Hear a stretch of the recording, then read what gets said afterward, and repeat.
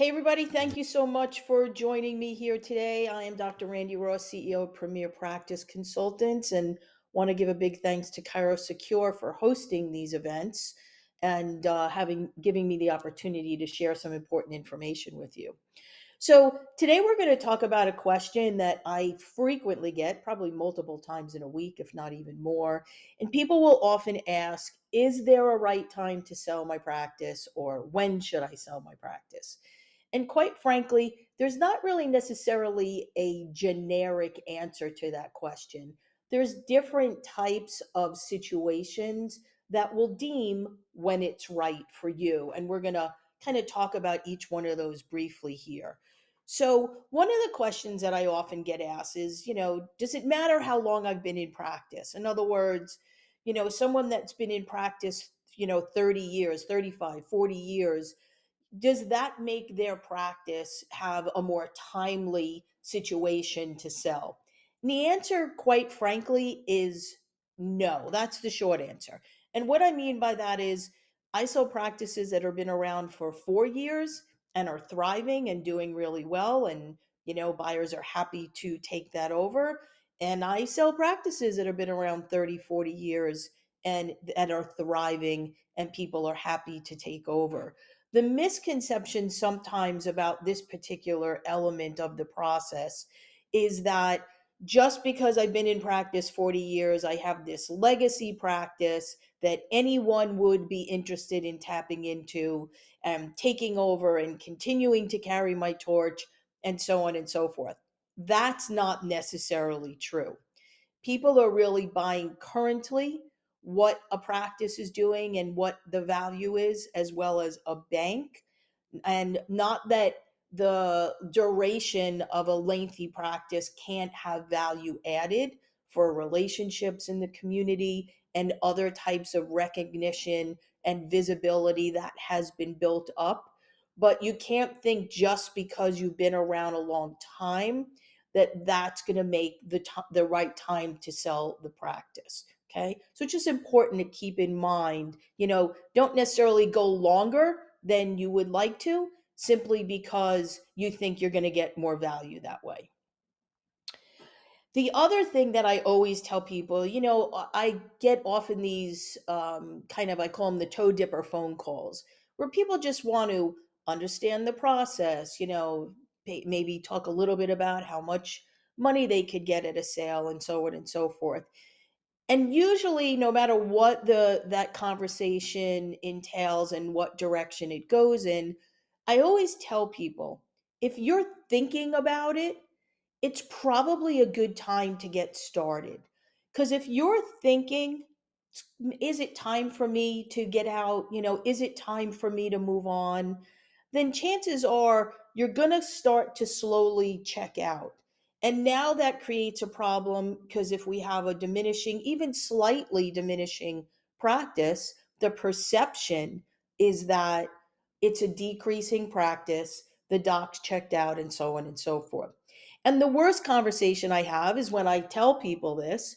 If you're thinking of having thoughts on it, chances are it's time to get started, is also because the process takes 12 to 24 months. So if you're thinking about it, but you don't act on those feelings and those thoughts, and now call me up 12 months later and go, get me out in 6 months, I'm done, I don't want to do this anymore, I'm going to tell you that's not going to happen because that's just not the way this process works. So, one thing I always kind of little tongue in cheek tell people is don't stay too long at the dance. And this kind of leads into our next portion of this is that you want to go out on top. You want to get the most that you can, for your practice. You should be growing the practice while we're trying to sell it. That should be something that you do. If you work with a coach or some kind of consultant, make sure either prior to listing it or even when we do, because we're going to have some time, put in that extra effort again and grow the business. It's so important to go out on top. One, it's going to make you feel good. And two, it's going to attract the most valuable buyers. Everyone wants something that's growing. and that's achieving certain goals, most people do not want, and that will be reflective in the offers that you get, something again that's dwindling, that's kind of, it's very easy when someone looks at a practice to tell if someone has kind of, checked out. um for some people it's a family decision, and that's very important to consider. Is this something that your family wants from you? Are you a mom that's been in practice for 5 or 10 years? Now you've gone ahead and you've gotten married and you've had a couple of kids and you want to stay home with your babies or your toddlers, and that's okay as well. So sometimes it's a family decision, sometimes there are family members involved within the practice itself. So there's, more things to consider.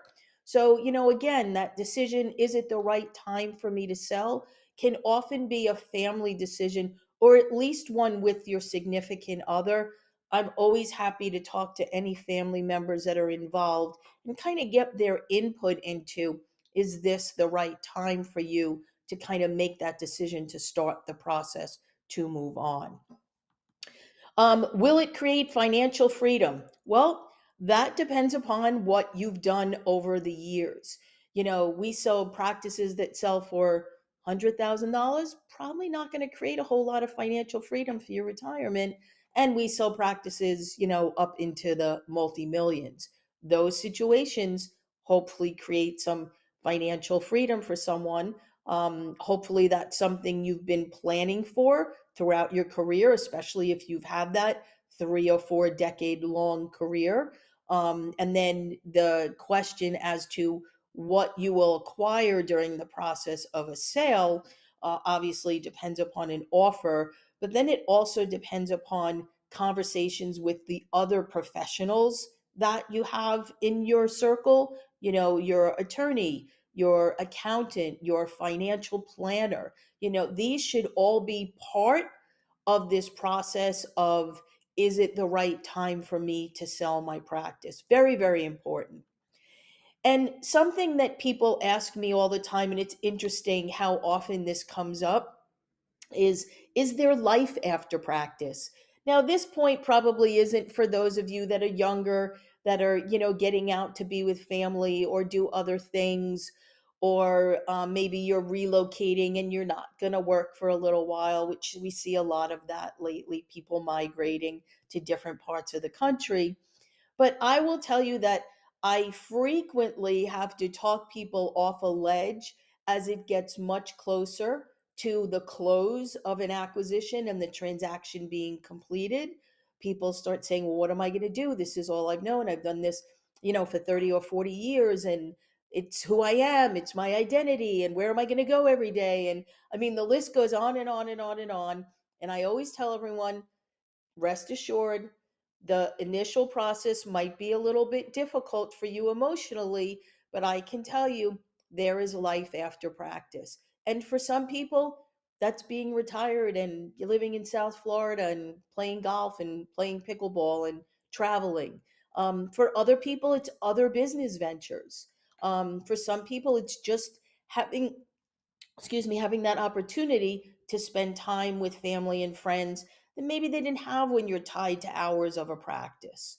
So I can assure you, and I do this dozens and dozens and dozens of times a year, I have never spoken to someone after a sale, and I follow people months down the road, sometimes even much longer than that, and they are all so happy they made the decision.